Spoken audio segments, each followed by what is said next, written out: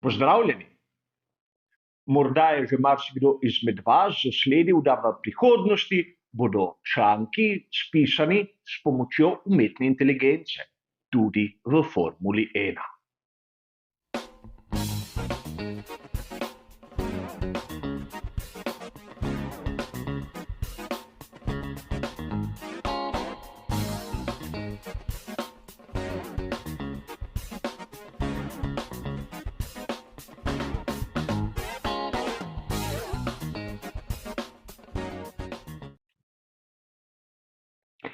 A že danes pravzaprav lahko dobimo sestavek, ki ga napiše program s pomočjo tistega, kar je na razpolago na svetovnem spletu. In rezultat za mnoge presenetljiv. Ampak še zmeraj si nismo na jasnem, presenetljiv v dobrem ali v slabem.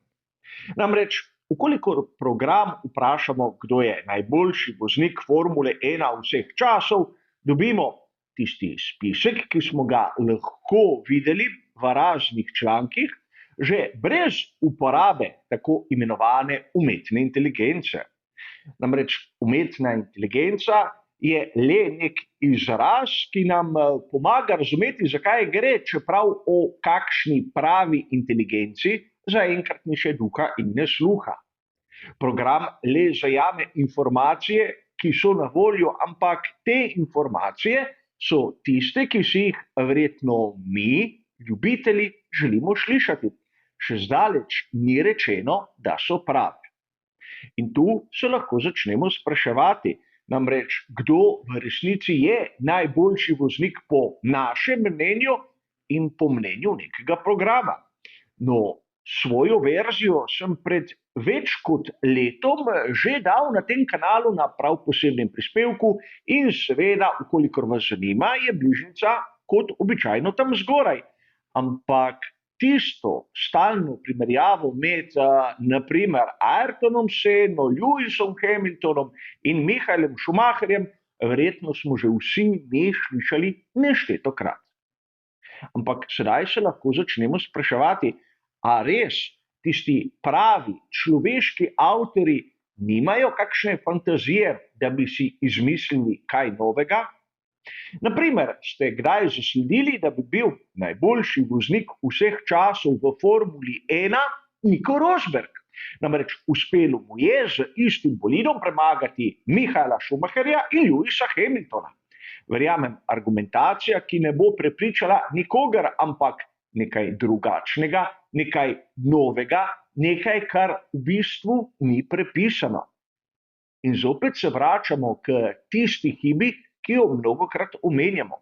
Danes v svetu, ki ga obvladuje tehnologija, lahko določene vsebine objavlja pravzaprav vsakdo.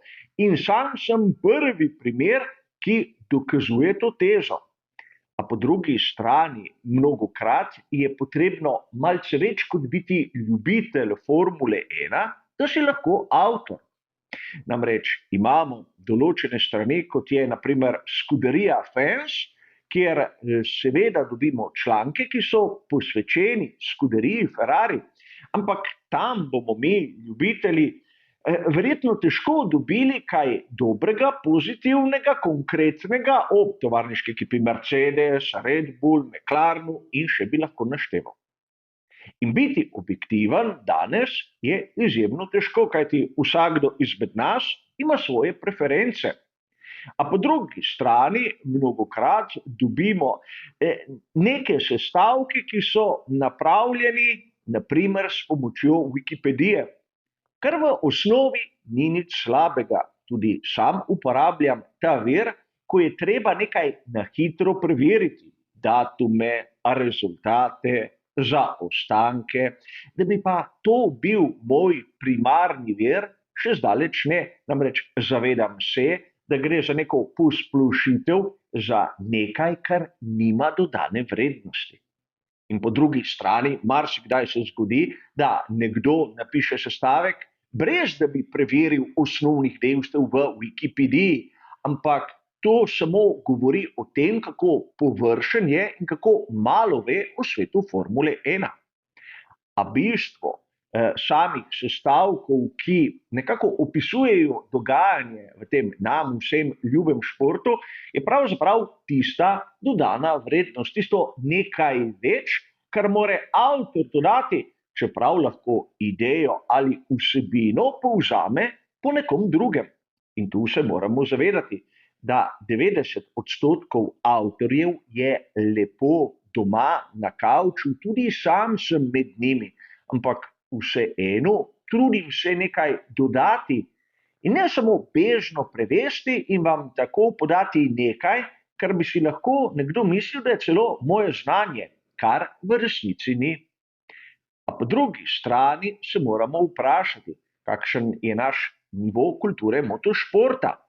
Namreč o tem smo tudi v preteklosti že večkrat govorili, ampak dogaja se, da marsikdo, ki ima rad Formulo 1, pravzaprav ne pozna vseh tistih malenkosti, ki bi pa bile, po mojem mnenju, bistvene.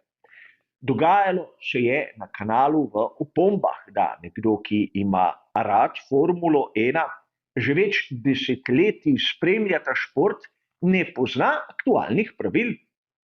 In seveda, potrebno je bilo kar nekaj izmenjav mnenj, da sem pravzaprav človeka prepričal, da se je pravilnik v 3 desetletjih, na primer, tudi spremenil.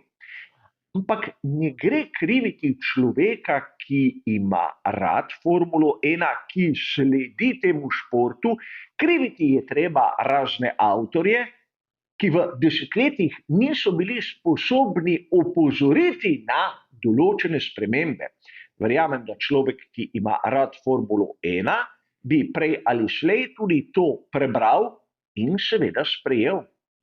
Druga anekdota, ki je v bistvu malce žalostna, dogaja se med prenosi, da nekateri trdijo, da razlaganje preveč kompleksnih teorij oziroma pravil je nekaj, kar je prezahtevno za publiko. Verjetno je prezahtevno za onega, ki razlaga, sam menim, da publika ima pravico zvedeti in če ne razume, se lahko danes izobrazi, saj na internetu obstaja razlaga pravzaprav za vse.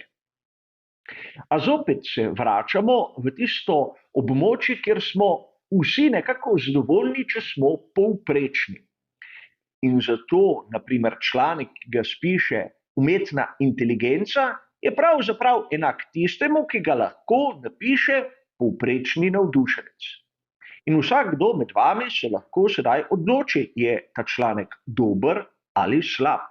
Sam se bom zmeraj trudil dati nekaj več, ampak verjamem, da večina, bolj kot da bi izvedela nekaj novega, hoče prebrati tisto, kar pričakuje, čeprav morda se na koncu izkaže, da niti ni res.